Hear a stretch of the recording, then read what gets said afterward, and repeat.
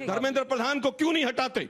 NTA के ऊपर bulldozer कब चलेगा? किसी के ऊपर भी बुलडोजर चल जाता है। बात की क्या गारंटी है कि उनके इस्तीफा लेने से पेपर लीक होना बंद हो जाएंगे? बिल्कुल ठीक कह रहे हैं बेटा आप। धर्मेंद्र प्रधान का इस्तीफा बिल्कुल नहीं होना चाहिए। पाकिस्तान के एजुकेशन मिनिस्टर का इस्तीफा होना चाहिए। आपसे पहले इस्तीफा मांगूंगी, लेकिन इस बात की क्या गारंटी है कि उनके इस्तीफा देने से आगे कोई पेपर लीक नहीं होगा? क्या उनसे पहले कोई शिक्षा मंत्री नहीं था? बात कही बेटा आपने। मोदी की गारंटी भूल गए आप लोग। देखिए अब फिर पॉलिटिक्स रोज मोदी की नहीं तो राजनीति क्या मेलोडी पे करें? बच्चों पे भी राजनीति नहीं करें। खालिद पे मत करो। मैं बिल्कुल राजनीति करूंगा, क्योंकि मेरा विपक्ष में होने का मेरा अधिकार है कि अगर पेपर लीक होगा तो मैं सवाल उठाऊंगा, और मैं जरूर उठाऊंगा। मैं भाजपाइयों से और संघियों से नहीं डरूंगा। अरे बड़े खतरनाक लोग हैं। वही एनटी का चेयरमैन 2024 में था और वही एनटी का चेयरमैन आज भी बैठा हुआ है। किसकी परमिशन से बैठा हुआ है? वो धर्मेंद्र प्रधान एक शब्द नहीं बोलता है। वही 2024 में मंत्री था, वही आज मंत्री है। सुप्रीम कोर्ट ने 15 दिन पहले लताड़ लगाई इनको कि 7 मेंबर की कमेटी हमने बनाकर दी थी, आपने एक भी रिकमेंडेशन उसकी क्यों नहीं मांगी? आज राजनीति नहीं होनी चाहिए क्योंकि फंस के खड़े हो गए। अरे माफिया पूरे गिरोह भाजपा के और आरएसएस के लोग हैं, तमाम लोग हैं, इसलिए जांच नहीं होती है। जनता माफ नहीं करेगी। अब इन्होंने बात करी इस्तीफा की। आप सभी पढ़े लिखे युवा हैं, गूगल करिए, 2 बार ये मामला सुप्रीम कोर्ट के अंदर गया। आलोक शर्मा जैसे लोग गए थे कि भाई इस्तीफा ले लो, एनटीए को बंद कर दो। क्या सुप्रीम कोर्ट ने बोला? एनटीए बना सुप्रीम कोर्ट की रिकमेंडेशन, राधा कृष्ण कमेटी की रिकमेंडेशन के हिसाब से। बीजेपी आज भी धर्मेंद्र प्रधान को बचाना चाहती है। बीजेपी आज भी एनटीए के लोगों को बचाना चाहती है। यहीं पर दिखाई दे रहा है। कारण क्या है कि वो सारे लोग भाजपा के लोगों को फायदा पहुंचाते हैं। भाजपा के बच्चों को एडमिशन होते हैं। एग्जाम सेंटर भाजपा के स्कूलों में पूरी तरह से 2024 में एग्जामिनेशन सेंटर में व्यक्ति जाएगा, देखेगा बीजेपी का आदमी है कि कांग्रेस का आदमी। कैसी बचकानी बातें और इलॉजिकल बातें कर रहे हैं, शर्म आनी चाहिए। आज सबका साथ और सबका विनाश, ना पढ़ूंगा ना किसी को पढ़ने दूंगा, ये मोदी जी के नारे हो गए आज।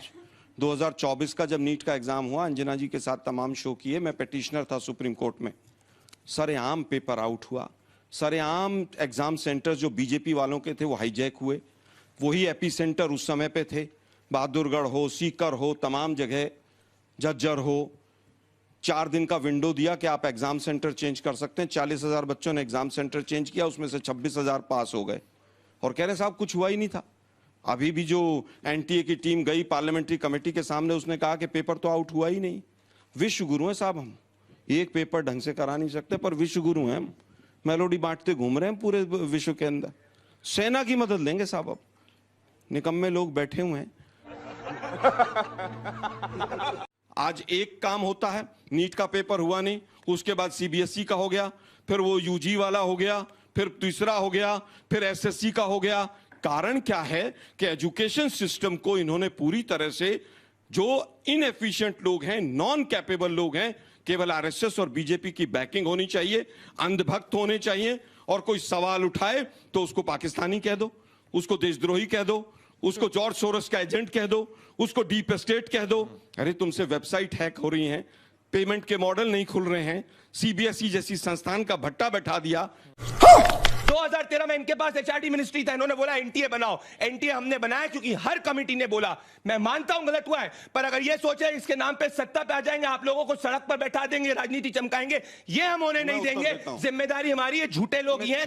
लेकिन एक सेकंड, इन्होंने कहा कि यूपीएससी के चेयरमैन को हाईकोर्ट ने हटा दिया। भाई हाईकोर्ट की क्या पावर होती है कि हाईकोर्ट ने हटाया? चेक कर लीजिए। फिर कहूंगा उत्तर प्रदेश के अंदर अनिल यादव को समाजवादी पार्टी की सरकार ने बनाया था, हाईकोर्ट ने उसको तड़ीपार घोषित करा था और वो हटा था। आप मुझे बताइए ना, मैं कौन सी कोर्ट में कर रहा हूं? ना प्रदीप जी, मैं जवाब दूंगी, जल्दी से पूरा कीजिए, जब सवाल भी ले पकड़ी जाती है तो चिल्लाने लगते हैं। आप कुछ भी नहीं पकड़ पा रहे हैं, आप बात ही नहीं कर रहे। सारी पोल खोल के रख दिया, आप खुद ही पोल खोले, आप क्या पोल खोलेंगे किसी की? भाई ऊपर से नीचे तक पोल खोले। मैं चुप हो जाता हूं। आप लोगों के जानकारी के लिए बता दूं, एनटीए जो है वो एक एनजीओ है। एक एनजीओ 2017 में बनी, 18 में काम शुरू हुआ, 18 में पेपर लीक, 21 में लीक, 24 में लीक, 25 में लीक, 26 में लीक। और उसके बाद कह रहे हैं कि साहब इस पर राजनीति नहीं होनी चाहिए। राजनीति होनी चाहिए हिंदू मुसलमान पे, गाय पे, गऊ पे, गंगा पे, इन पे राजनीति होनी चाहिए, बच्चों के भविष्य पे राजनीति नहीं होनी चाहिए। आरएसएस का कोई मतलब नहीं एजुकेशन का। पूरी की पूरी जो एजुकेशन सिस्टम के ऊपर जो कमान है वो आरएसएस और बीजेपी के तमाम भ्रष्ट लोगों ने कब्जा कर लिया है। वाह। मैं आपसे एक चीज पूछना चाहता हूँ, आरएसएस की फुल फॉर्म के अलावा कुछ और बता सकते हैं आरएसएस के बारे में? आरएसएस के बारे में कहा कि फुल फॉर्म के अलावा आरएसएस वो संगठन है जिसने आज तक अपना रजिस्ट्रेशन नहीं कराया है। आरएसएस वो संगठन है जो अंग्रेजों की मुखबरी करता था। झूठ। आरएसएस वो संगठन है जिसने कांग्रेसी जो भ्रष्टाचारी जो ब्रिटिशर्स की मुखबरी करते थे, जिसको बनाने वाला ब्रिटिशर था, उसको एक्सपोज किया। मैं तुम्हें अभी समझाता हूँ। इन्होंने एनटीए के चेयरमैन को, डीजी को 2024 में वहां पर बंधक बनाया था। जवाब दूं। केवल जवाबदेही तय करने के लिए ये आज तक कोर्ट के चक्कर काट रहे हैं। अब मैं जवाब। ये एनएसयूआई के उस समय पर राष्ट्रीय अध्यक्ष थे।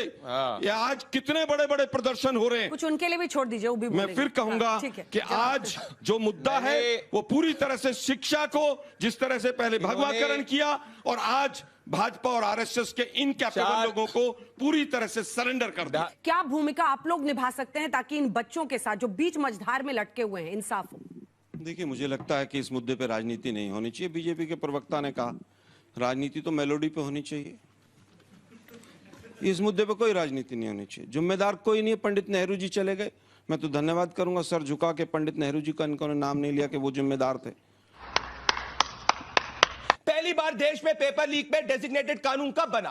मोदी सरकार के अंदर पहली बार डेजिग्नेटेड कानून बना, जिसके तहत अगर कोई पेपर लीक करता है तो उसको 5 साल तक की सजा हो सकती है और 5 करोड़ तक 1 करोड़ से ज्यादा का जुर्माना हो सकता है, जिसके कानून का नाम है public examination prevention of unfair means act. क्यों नहीं इन्होंने 70 सालों तक जाके एक भी बार कानून बनाया पेपर लीक पे? क्योंकि ये उससे पैसा कमाते थे और इनके खुद के नेता इसके अंदर पकड़े जाते थे। ये इनका राजस्थान का चीफ है, ये जेल के अंदर बैठा था जब राजस्थान के अंदर पेपर लीक हुआ था। चल झूठा।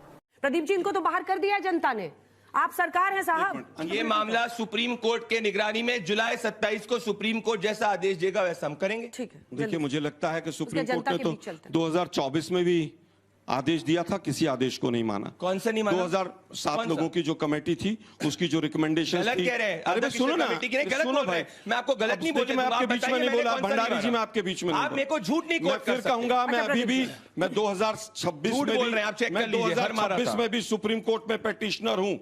दोनों अपने समय नाम झूठ एक आप बार बोल सुन रहे तो हैं। लो कोट यार। करिए सुप्रीम कोर्ट का, मैंने फिर वही- रिकमेंडेशन नहीं मानी। मैं फिर 101 कहूंगा, राधाकृष्ण कमेटी की सुप्रीम रिकमेंडेशन कोर्ट थी, ने- 101 मैंने मांगी है। झूठ अरे बोल भाई, रहे हैं आप। सुन तो लीजिए। तो झूठ मत बोलिए आप, वरना एकदम झूठ पिछली बोल बार कोर्ट रूम में था और सुप्रीम कोर्ट ने खूब लताड़ लगाई और तमाम अखबारों में फ्रंट पेज पे छपी, लेकिन कांग्रेस को तो कुछ भी कह लीजिए आप, क्योंकि आपकी सत्ता चल रही है। तो लेने के देने पड़ गए।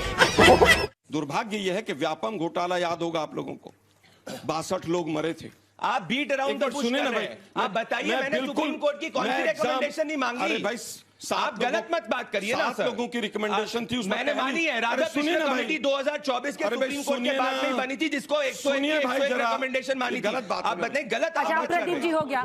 पहली रिकमेंडेशन थी कि आप अगर चुनाव के लिए सेंट्रल पैरामिलिट्री फोर्सेस लगा सकते हैं तो एग्जाम के लिए क्यों नहीं लगाते?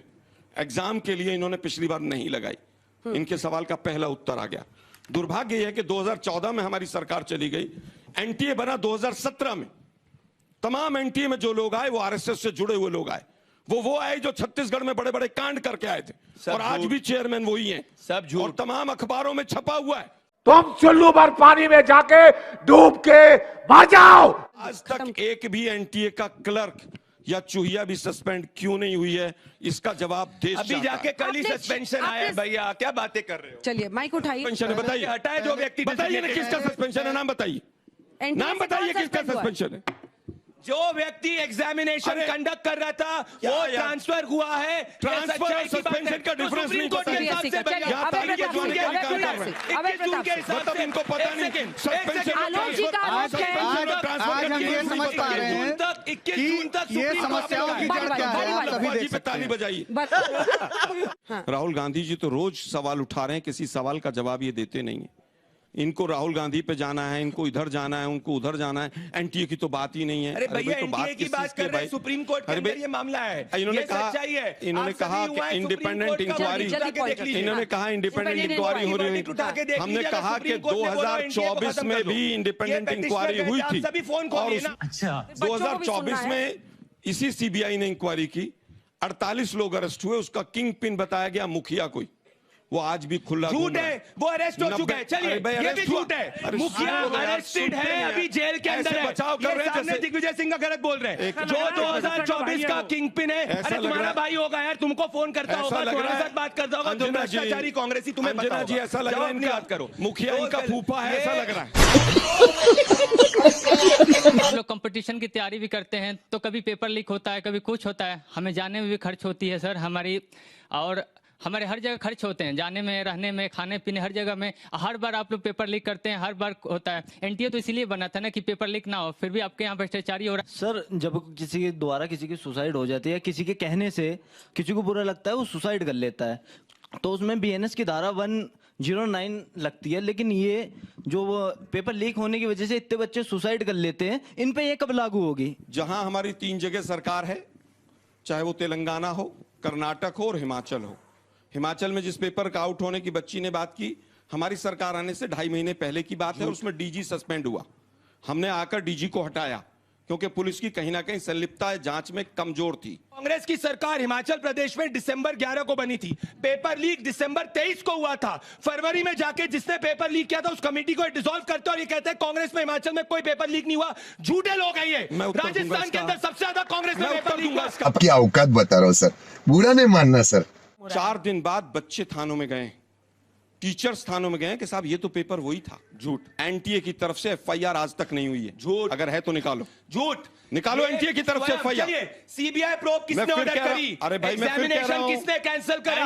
हमने करके करा। अगर हमारी नीति खराब होती, नियत खराब होती तो हम करने देते कि एक स्पेसिफिक इशू होता है। क्या बात कर रहे हो आप? मुझे क्या लगता है अगर एनटीए की तरफ से अभी क्या है कि खत्म करें आलोक जी, खत्म करें। एनटीए की तरफ से अगर एफआईआर हुई हो तो उसकी डेट बताइए और एफआईआर की कॉपी सीबीआई दिखाइए। प्रोब किसने ऑर्डर करी, चेक कर लीजिए। ओह, ऐसा है क्या? इन सभी घटनाओं ने एक चीज हम लोगों के मन में लाया है, एक चीज हम लोग के संज्ञान में आई है कि एनटीए की कार्यप्रणाली में जो पूरी सिस्टम है परीक्षा कराने का, इसमें कहीं ना कहीं एक बड़ी ही ओवरहॉलिंग की आवश्यकता है। इसको लेकर एबीवीपी पहले ही दिन से हम लोग इसको लेकर बात कर रहे हैं। हमने सरकार से मांग की जब पेपर लीक हुआ कि इसकी केंद्रीय एजेंसी सीबीआई से जांच कराई जाए, और सीबीआई जांच चल रही है। जो भी दोषी होगा, किसी भी स्तर का होगा, कोई भी अधिकारी होगा, कोई भी व्यक्ति होगा, उसके ऊपर सख्त से सख्त कार्रवाई की जाए और नजीर पेश की जाए कि भविष्य में ऐसी चीज ना हो, क्योंकि लाखों विद्यार्थियों का मामला है। जहां तक शिक्षा के भगवाकरण की बात की जा रही है, तो आज शिक्षा का भगवाकरण नहीं हो रहा है, शिक्षा का भारतीयकरण हो रहा है। कोई सेंसेस बात नहीं। ऐसी शिक्षा नीति, हर साल नीट का पेपर होता है, उसके बाद रिजल्ट से बड़ा डर ये लगता है कि तमाम बच्चे सुसाइड ना कर लें। कल के दिन एक बच्चे के सुसाइड हुआ, सुसाइड नहीं, वो हत्या करी गई। 2024 के अंदर मैंने खुले तौर पर देवेंद्र प्रधान जी के घर के बाहर गया, एनटीए के डायरेक्टर से मिलने गया कि इस पेपर में धांधली है, अभी अपने ऊपर लगाम लगा लो वरना 25-26 और मुश्किल में खड़ा हो जाएगा। तो धर्मेंद्र प्रधान जी प्रेस कॉन्फ्रेंस के माध्यम से बच्चों की बजाय एनटीए का बचाव करते नजर आते थे। बेशर्मो शर्म करो शर्म। अच्छा बात नहीं है।